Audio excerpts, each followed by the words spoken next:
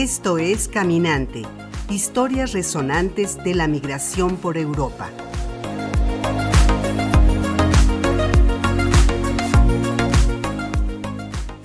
A través de charlas con personas que han decidido migrar, descubrimos las motivaciones, los retos, las vivencias y cómo se modifica la vida de quienes llegan a vivir a España y a otros países del viejo continente.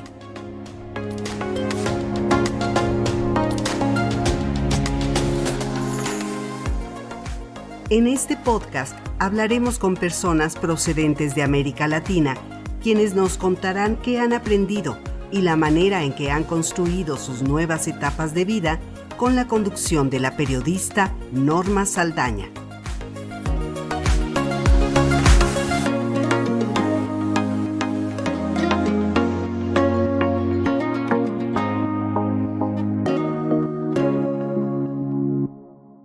Hola, ¿qué tal? Yo soy Norma Saldaña. Bienvenidos a Caminante, historias resonantes de la migración por Europa. Hoy nuestra caminante es Garo Pask. Hola, Garo, buenas tardes. Buenas tardes, Norma. Ella es de Transilvania y bueno, pues ahora hoy nos toca hablar con ella porque como vosotros sabéis o ustedes saben que las historias de migración no son todas iguales. Entonces, pues vamos a ir explorando cada una de las historias.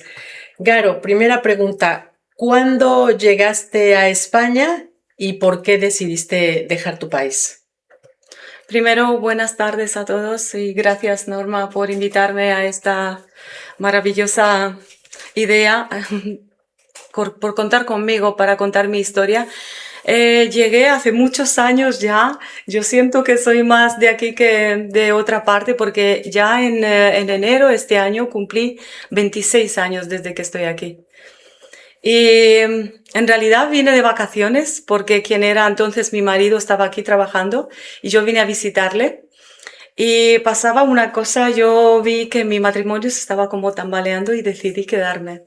Pero fue una decisión que fue bastante dura para mí, muy dura en realidad, porque dejaba atrás muchas cosas por las que había luchado, había trabajado mucho y te contaré si quieres a continuación cuáles eran. El motivo era tu marido aquí en España y entonces en ese momento hemos hablado de que todos tenemos un obstáculo que vencer, pues grande a la hora que nos toca migrar y en tu caso era el idioma. ¿Cómo fue que brincaste esa barrera del idioma? Porque tú originalmente pues hablas rumano, ¿no? Claro, yo vengo de Transilvania y por supuesto allí yo estudié Administración y Dirección de Empresa y en aquel entonces nunca se estudiaba ni en el instituto ni en los colegios el español o el castellano, pero ahora sí. Y yo vine aquí sin saber decir siquiera hola, no sabía ni una sola palabra y eso fue tremendo. Pero quizás no fue la barrera más importante o el condicionamiento más importante a la hora de llegar aquí, sino el choque de culturas. El tener que adaptarte por un tiempo, porque nunca quise adaptarme del todo a una situación que no quería, de tener una posición material allí que ya había construido, aunque vengo de una familia humilde, yo misma me había construido una situación económica bien, una posición social también, trabajaba en diferentes sitios y me respetaban. Y llegué aquí y sin idioma pues tenía que trabajar limpiando una casa, cuidando a una niña. Ese punto que has tocado tú ahora es súper importante porque la mayoría de las personas a las que nos toca migrar, cambiarnos de país, pues nos encontramos con que dejamos nuestro yo del pasado. Lo hablábamos en el primer episodio con Guadalupe Salinas sobre el duelo migratorio, que uno de esos duelos migratorios es justamente dejar de ser la persona que fuiste en tu país. Tú ya tenías una posición, digamos una posición económica, eras reconocida y llegas aquí y abunda un poco más en ese aspecto. Pues fue realmente la barrera del idioma ha sido bastante dura, pero os cuento también que resulta que en 4 meses, 5 meses ya empecé a hablar. Ya empecé a hablar mal, por supuesto, pero empecé a hablar. Luego me di cuenta de que lo que más me costaba era aceptar que mi posición había caído en picado, ¿no? De tener que estar limpiando el baño de una persona que tenía quizás la misma preparación que yo o menos, y la misma situación que yo o menos.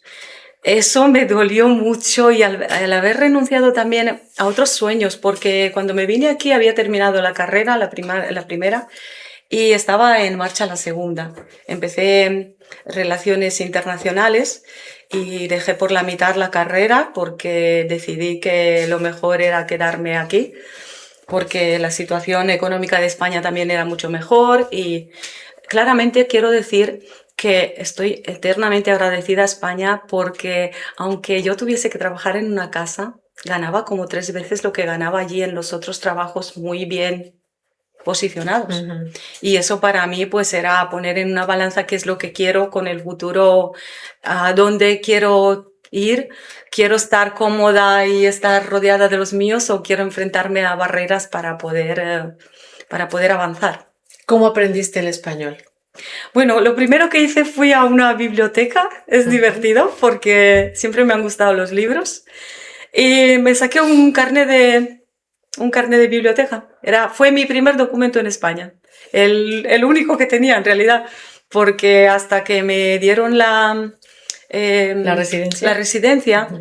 pues tardaron años porque Rumanía entonces no estaba en la Unión Europea, todavía había bastantes requisitos que cumplir y no los cumplía, por supuesto, y tardé, pero en ese tiempo, fijaros, me homologaron también el título y empecé a Ujú. sentirme un poquito mejor. ¿Y cómo empecé a hablar? Pues busqué un libro de gramática, empecé a leer el libro, no entendía nada y me di cuenta que no se aprendía así.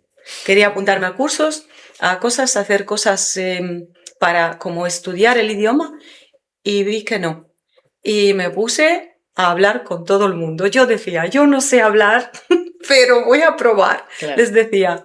Y Ensayo y error, ¿no? claro, y siempre la gente era como siempre muy cercana, quería ayudarme y nunca me sentí rara al hablar mal o no me sentía mal si hablaba. Ha habido bromas, por supuesto, porque yo fui a un supermercado a pedir 1 kilo de pollo y unos amigos me dijeron que pidiera otra cosa. Entonces todo el mundo se estaba riendo, pero con esas bromas o esas anécdotas, pues también son parte del camino de aprendizaje que yo he tenido. Y fue relativamente fácil a la hora de aprender el idioma, aunque es bastante diferente. Luego me di cuenta que no lo era tanto y lo pude, al año así ya hablaba Claro, bien. escuchándolo y hablándolo es un poco más fácil de aprender, ¿no? Sí. Y además del idioma, hasta ahora, en todos los 26 años que tú ya llevas viviendo en España, ¿cuál ha sido el obstáculo más grande con el que te has enfrentado? Pues en realidad, no solo como inmigrantes tenemos que enfrentarnos a obstáculos o a barreras o a limitaciones, pero con los años fui descubriendo que todas las barreras o todos los obstáculos eran mentales. Y gracias a ese descubrimiento, porque fui pasando, emprendí, gracias a la universidad me encontré en posición de conocer personas que estaban desarrollando negocios, colaboré con la Cámara de Comercio y yo decía, yo tengo que hacer algo para vivir como esta gente, porque yo veía que ellos tenían un plan y todos los demás trabajaban para los que tenían un plan. Y yo quería cambiar. Entonces, al poco de llegar aquí, emprendimos, montamos un negocio. Mi marido y yo nos fue muy bien, ganamos mucho dinero en la época buena de España, pero nos enfrentamos también a todas las crisis que hubo aquí. Pero En el como 2007-2008, 2009. una crisis mundial, digámoslo así. Exactamente. Nosotros caímos en picado, empezamos en 2008, en 2009 perdimos todo. Perdí hasta la dignidad por momentos y no solo perdí el matrimonio, me quedé con 2 niños, yo tengo 2 hijos, soy madre 2 veces, fui madre muy, muy joven. Ujú. Y quizás por eso no vi tan duro el adaptarme a España, ¿no? Ujú. Pero también tengo que ser sincera, cuando llegué yo decía, no me gusta España, no me gusta. Yo ¿Qué era llegué lo que no te gustaba? no me gustaba. Mira, te explico por qué. Porque llegué a Zaragoza, toda la tierra de Aragón, tan árida, Ujú. esa tierra tan roja, yo decía, esto es el infierno, yo me quiero ir a casa, yo no quiero estar aquí. Y Tanto yo, para el calor como para el frío sí, son extremosos. no había árboles, no había hierba, yo decía, yo me tengo que ir de aquí. Bueno, hasta que descubrí el norte. Dicen que hay que ir al norte, ¿no? Tirar Ujú. para el norte. Pues yo decidí vivir 23 años, creo, sí, 23 años viví en Madrid. De hecho, tengo ahí mi casa en Madrid. Pero siempre me pregunto por qué tardé tanto en venirme al norte. En llegar a Santander. Sí. Y bueno, ¿cómo sobrepasaste? O sea, te preguntaba cuál ha sido tu peor crisis y cómo fue que la superaste. Después de eso, ¿esa fue la peor crisis que tuviste o hubo otras?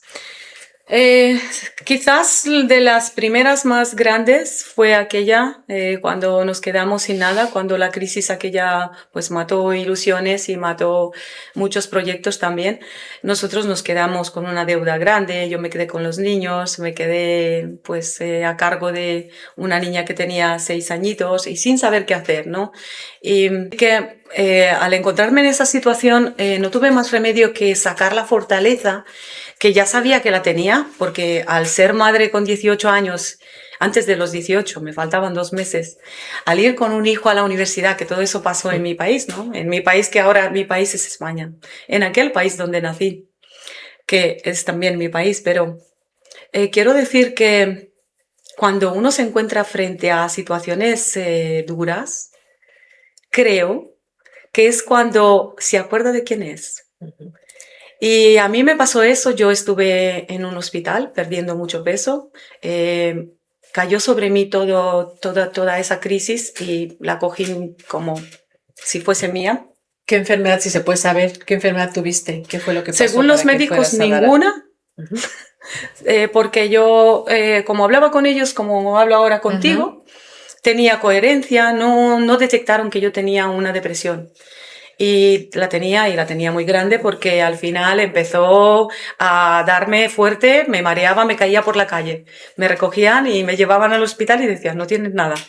Me volvían Ujú. a llevar a casa otra vez, como 11 veces, hasta Pero tu que intuición que decía que había ahí. yo no sabía que me Ujú. estaba pasando nada, pero de repente un día ya estaba muy mal, ya perdía peso, ya me mareaba mucho y no sabíamos. Claro, cuando hay una enfermedad física que la detectan en un órgano, en el corazón, en los riñones, en donde sea, pues enseguida. Pero cuando se trata del cerebro, de la mente, es un Esa poco no más es- difícil de En una detectar. radiografía no No sale si la sabes. mente está enferma o está sana. No, exacto. Bueno, detectaron al final, yo estaba en 39 kilos, he estado en 17 días en un hospital en Madrid. Todo el mundo pensaba que me iba a morir, menos yo, que eso fue lo mejor. Y bueno, vinieron mis padres, los que entonces eran mis suegros, todo el mundo se estaba preparando para lo peor. Eso es lo que te iba a preguntar. Durante esa crisis, ¿tú tenías familia, hermanos, tus padres? ¿Alguien vivía de tu familia más cercana, vivía en Madrid contigo, junto a ti? Sí, aparte de De mis tu marido y hijos, de tus sí, hijos. dos hermanas mías, pero mis padres no, mis padres nunca han vivido aquí, vienen bastante, pero vinieron en aquel entonces porque estaban muy asustados todos, porque pensaban que yo me iba a morir. Claro, de hecho pasó una cosa muy grave, que eso me hizo despertar. Y ahí empezó mi despertar, que fue un proceso continuo y sigue siendo un despertar. Un día una de mis hermanas vino a visitarme y me quería duchar. Me sentó en el baño en un taburete y me duchó porque yo no era capaz. A mí me trajeron un andador al que me negué a tocar porque yo decía, no lo voy a tocar porque si lo toco significa que acepto esta Ujú, condición. ujú. Entonces yo decía, no la acepto. Entonces, cuando mi hermana me estaba duchando, de repente levanté la mirada y vi en el espejo una cara de un muerto y yo me asusté. Entonces dije, tengo que espabilar. Bueno, me visten, me sientan en un sillón y el mismo día pasaron varias cosas. Ese mismo día una amiga mía, una muy buena amiga, vino a visitarme. Abre la puerta de la habitación del hospital, me ve, cierra la puerta y se va. Yo cuando vi eso, me asusté.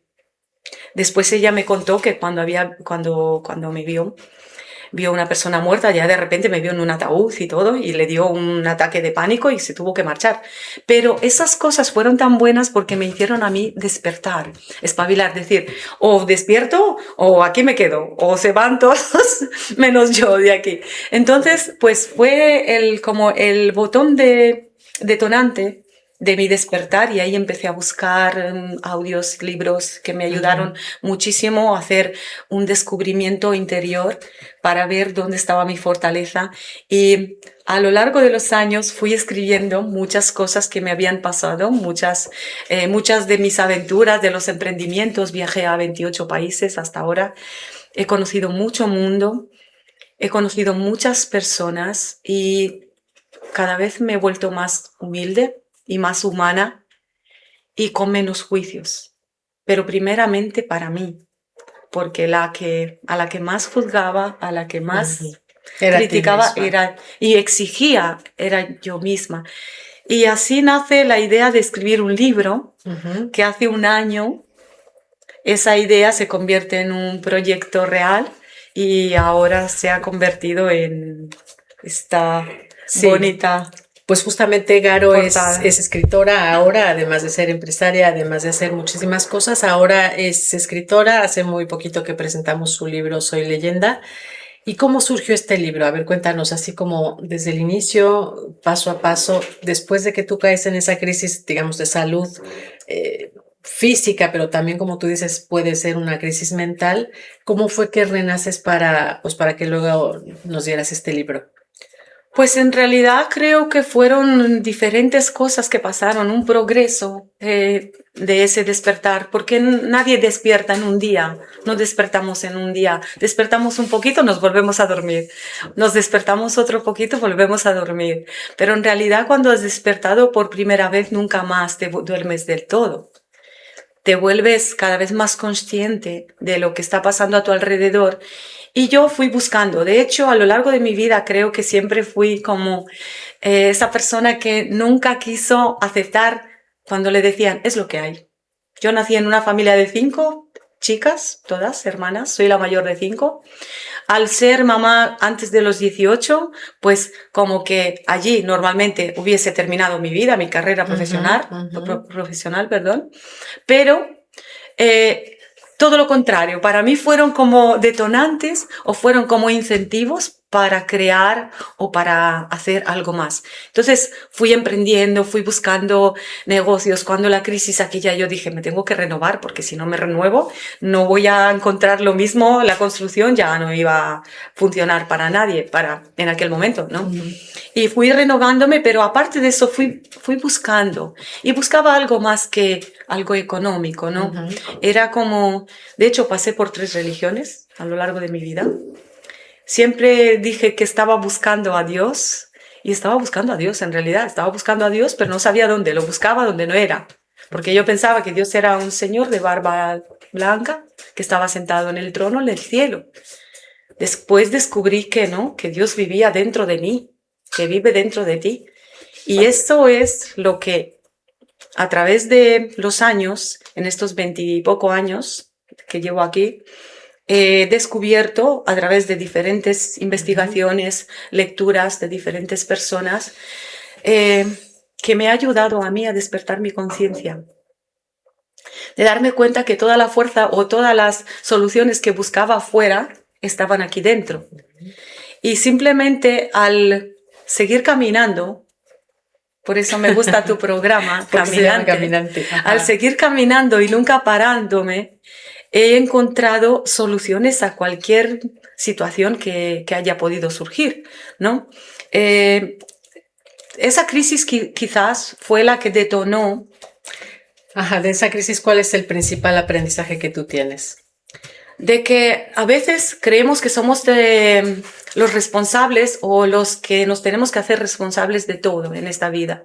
Sobre todo las personas que tienen a cargo hijos, somos madres, o los que son padres y llevan a sus hijos solos. O yo me tuve que encargar de mis padres cuando llegué aquí a mandarles dinero a ellos, a mis hermanas, a mis Que hijos. la verdad es una realidad que muchos inmigrantes tienen, o sea, vienen aquí porque probablemente en sus países de origen no tienen una economía fuerte o estable que les permita mantener a la familia y entonces tienen que llevar, digamos, esa doble, pues carga, la podemos decir, porque se tienen que mantener a sí mismos, pero también mandar dinero afuera para que sus familias o sus hijos mismos pues tengan con qué vivir en sus países de origen. Eso también lo tuviste que hacer. Efectivamente, y durante muchos años, porque yo no podía moverme hasta que no tuve papeles, no tuve documentos, siempre decimos papeles, era una palabra que era muy grande para, no tienes papeles, no tenía papeles, ¿no? Durante 5 años no tuve la oportunidad de volver para ver a mis padres, ¿no? Y en esos años que yo estuve aquí sin poder verles, pues por supuesto que les ayudé, porque aquí estaba trabajando y estaba generando dinero que era mucho más de lo que ellos tenían. Y empecé a ayudar a mis hermanas, a ellos. Pero claro, a la pregunta tuya, aparte de esa responsabilidad que me la hice mía, ¿por qué uno se encuentra con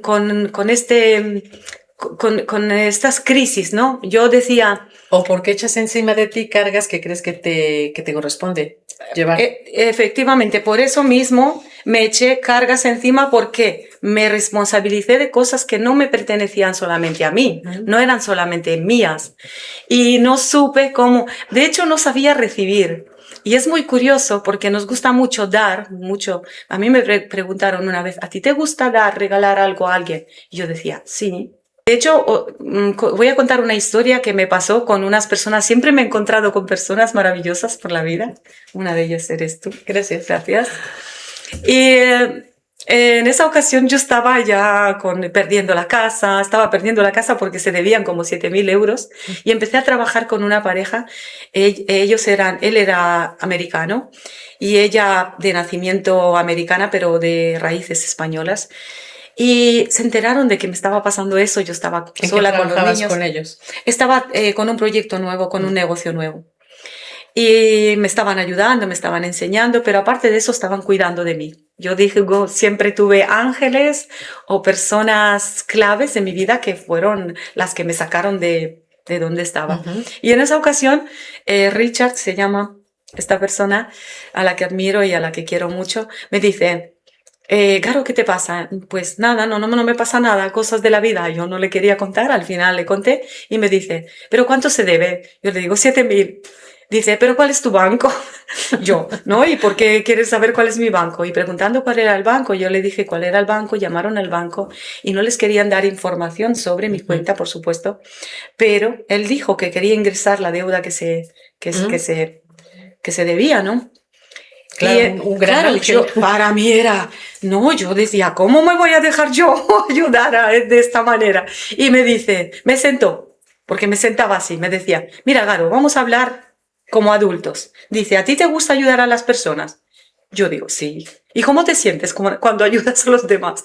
Pues me siento genial, aparte hacía como este gesto de bien que se siente uno cuando ayuda. Dice, ¿y a mí por qué no me dejas sentirme así? Y yo jamás me había planteado el dejarse ayudar de esa manera. ¿Pero por qué crees que no nos dejemos ayudar? Porque a lo mejor hasta nos da vergüenza, porque a lo mejor las creencias o la educación que nos dieron es, pues, si tú te dejas ayudar, a lo mejor es porque necesitas demasiado o porque eres menos. ¿Puede ser de ahí? Mira, yo me crié de forma religiosa, ahora soy más espiritual que nunca, no soy religiosa. Respeto a todas las culturas y a todas las religiones del mundo. Siempre he sabido que hay algo más grande que nosotros, pero que está conectado con nosotros, que no estamos separados de ese algo.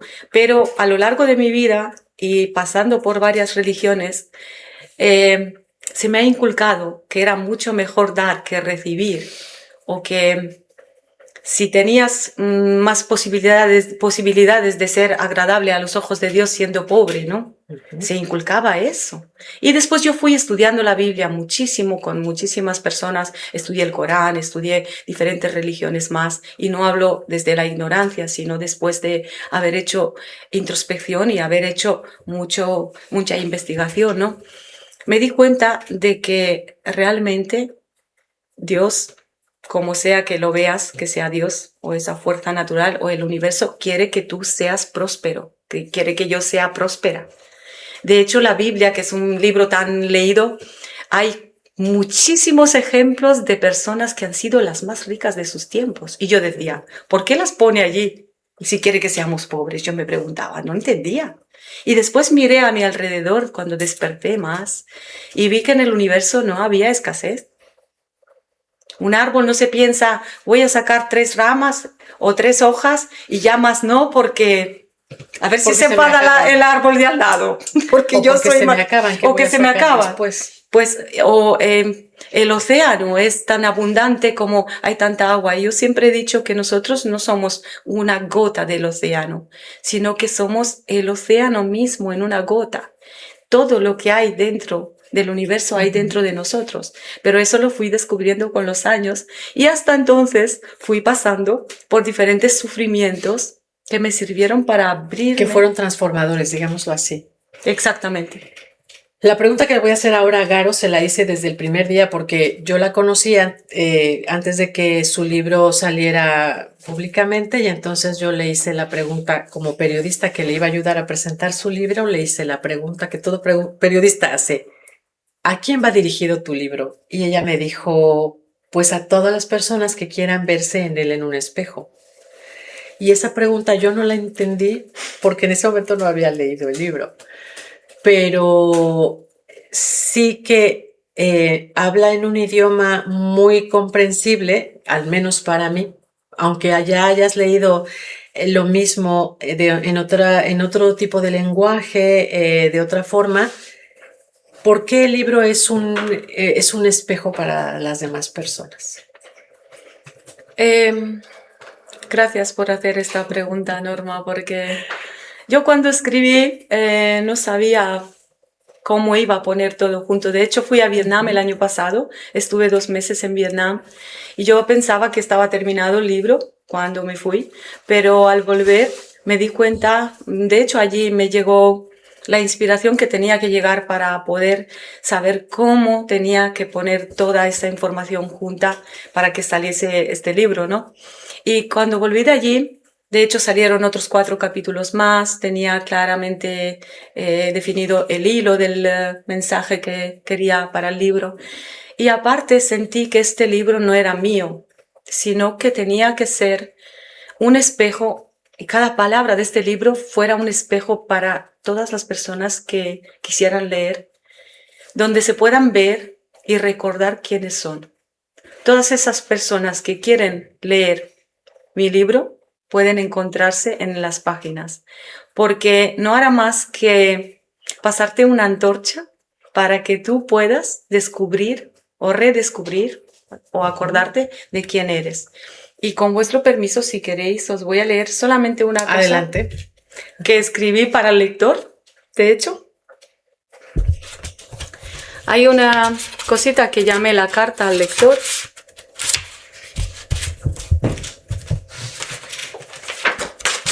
O sea, para ti. Para quienes lo quieran ver o leer, claro. Querido viajero de la vida, si este libro ha llegado a tus manos, no es casualidad.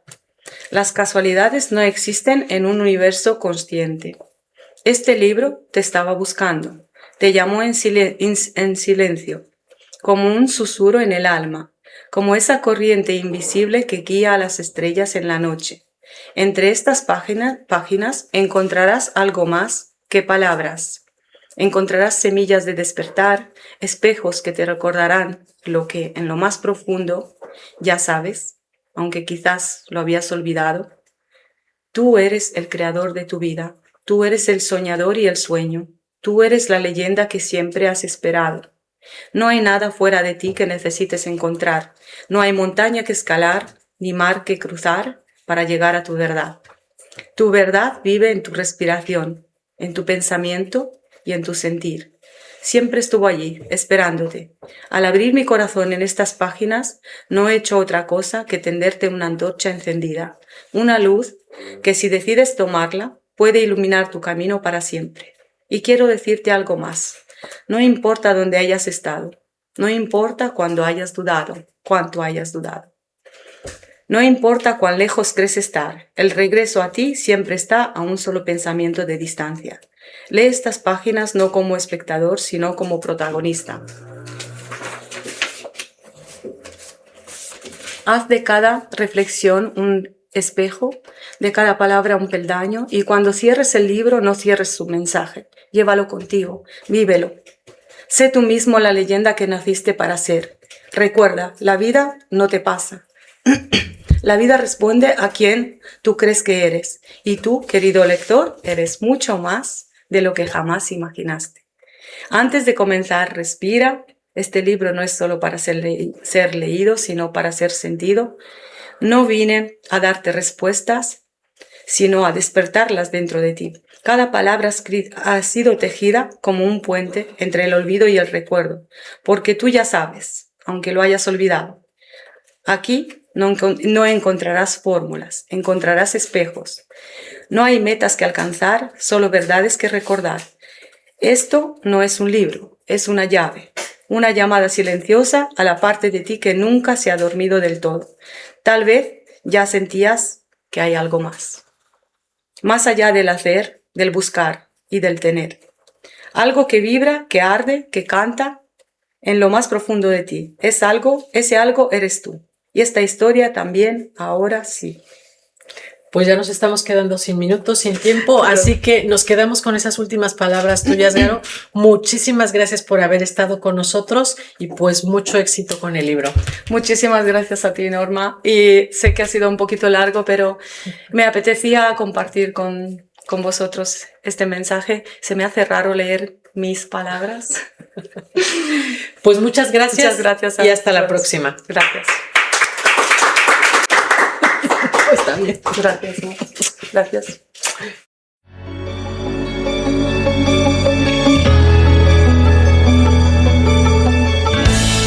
Caminante, historias resonantes de la migración por Europa, es una producción de Norma Saldaña Valdés